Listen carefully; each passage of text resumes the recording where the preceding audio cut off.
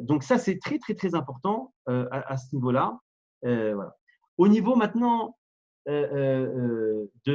parlons du corona, puisque c'est quelque chose qui touche actuellement encore le confinement, le ras-le-bol du confinement.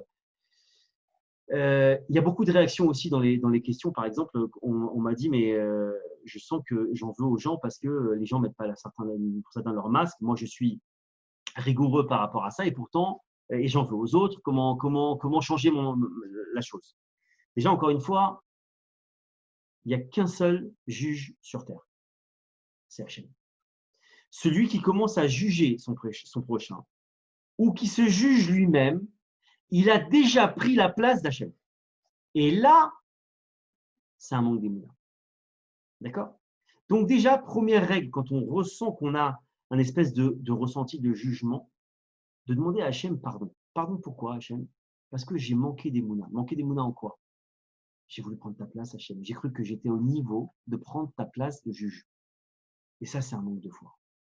Ça, il faut le réparer.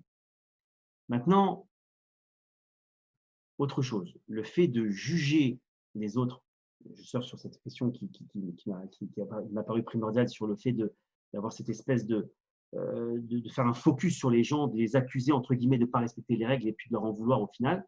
En vérité, les gens qui sont touchés par ça, de près ou de loin, et on est tous, d'accord, c'est des gens qui, lorsqu'ils jugent les autres, c'est en fait un signal d'alarme d'Hachem qui nous dit « tu te juges trop toi ». Parce que ne juge les autres que celui qui se juge lui-même durement. On va dire, je répète, celui qui juge les autres durement, c'est évident, c'est certain, qui juge les autres de manière dure. Comment on inverse la vapeur? Il faut qu'on se juge avec miséricorde, avec beaucoup de recul. Si je travaille sur ça, alors obligatoirement, je ne jugerai plus les autres.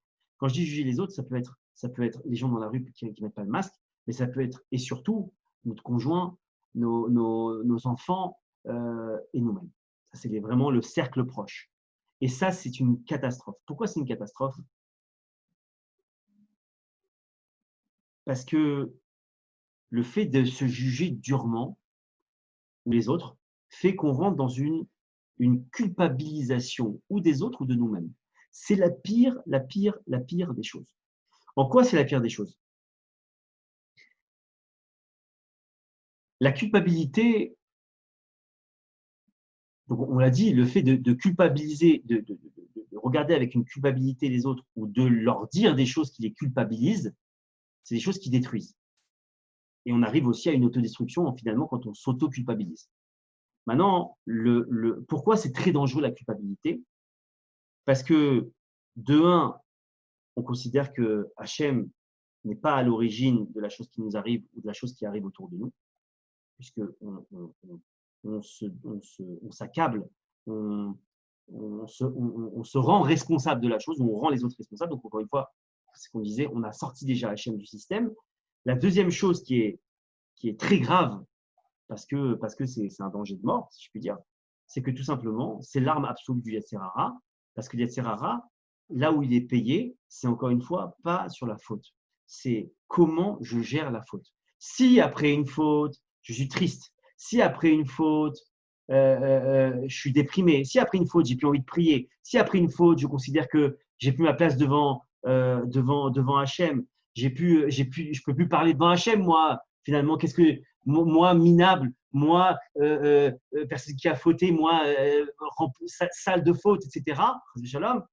Alors, le fait d'avoir ça, de tenir ce discours-là, déjà, on est malheureusement, on est déjà dans les filets du Yetzer Hara. Pourquoi? Parce que Yetzer Hara, c'est un médecin, c'est un anesthésiste. C'est le plus grand anesthésiste du monde, c'est Yetzer Hara. Qu'est-ce qu'il fait Yetzer Hara? Son but, c'est très simple. Il injecte la tristesse, il injecte la culpabilité, il injecte cette espèce de lourdeur qu'on peut avoir quand on se sent coupable d'eux. Et ce qui fait que le produit, après, il n'a plus qu'à rentrer tranquillement et la personne, elle est endormie. C'est quoi endormi? Endormi, c'est j'accepte la situation et je ne prie plus et je ne fais pas de tchouva. et je me tourne pas vers Hachem. Pourquoi? Parce qu'on se dit une chose, mais à quoi bon? À quoi bon? De toute façon, maintenant où j'en suis, à quoi bon? Et le problème, c'est que, vous savez, c'est comme une personne, Chas v'Shalom, qui est en train de se noyer. Elle a deux possibilités. Soit elle se bat, soit elle se laisse couler, Chas v'Shalom. Mais il faut comprendre, l'être humain, il choisira toujours la facilité. La facilité, c'est de se laisser couler. La facilité, c'est pas de se battre. La facilité, c'est de rester victime. Il est interdit à un être humain de rester victime. Mais attention, quand je dis ne pas être une victime, c'est pas sortir les âmes et se battre contre les autres. Ne pas être victime, c'est se battre contre soi-même, contre cette fausse image que Yetzirah essaie de nous mettre, de nous installer en nous, cette culpabilité et de se dire, bah oui, je suis une victime parce qu'il m'a fait ça, et puis c'est tellement bon d'être une victime. C'est tellement plus simple d'être une victime plutôt que d'être quelqu'un qui avance. Parce que c'est quoi la victime? Le rôle de la victime, c'est elle, elle reçoit les plaintes des autres, elle est cajolée, on la comprend, mais une personne qui se bat, une personne qui avance, bon, elle est assez forte, personne ne va la prendre, on va dire, en pitié. Mais c'est tellement plus simple. Vous savez, il y a le nom de la maladie m'échappe, mais sachez qu'en thérapie, on avait vu ça, notamment dans l'hypnose, qu'il y a une certaine maladie, peu importe le nom, où des gens arrivent à devenir paralysés du jour au lendemain. Vraiment, de la tête aux pieds, paralysés complètement. Il y a eu le cas dernièrement, on nous a raconté comme ça quand on était en formation, quand j'étais en formation, que il y avait une maman comme ça, qui était une maman comme une maman italienne, vous voyez, et qui s'occupait de toute sa famille. Toute la famille était là tous les dimanches, ou très très régulièrement, etc. Et cette famille-là, elle venait régulièrement, donc il y avait les enfants, les petits-enfants, etc. Ou plutôt les enfants, en tout cas, pour l'instant, dans cette histoire-là. C'est une grande famille, au Hachem.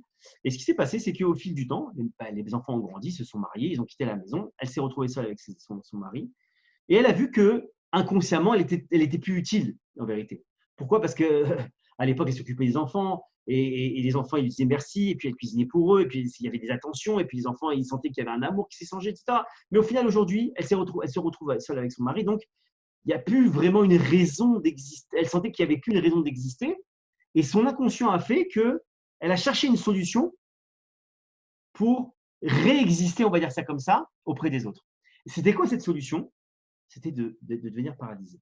Et elle a vu que inconsciemment, cette paralysie totale faisait que ses enfants revenaient à la maison, prenaient de ses nouvelles, la cajolaient, restaient auprès d'elle, etc. Et ce qui a fait qu'elle s'est enfermée dans cette paralysie. Je ne sais pas exactement aujourd'hui où elle en est, mais en tout cas, c'était une des raisons. Donc, pourquoi je disais ça? Parce que il est interdit de rester victime. Parce qu'en vérité, tout comme cette femme-là, au final, elle a été cajolée, etc. Mais la pauvre, elle est restée paralysée. C'est-à-dire que, qu'est-ce qu'elle a gagné au final? Elle a gagné que, ok, les gens ils se sont occupés d'elle, mais physiquement, sa vie, elle est quoi? Elle est complètement paralysée, elle a quoi? Donc ça, on doit le comprendre.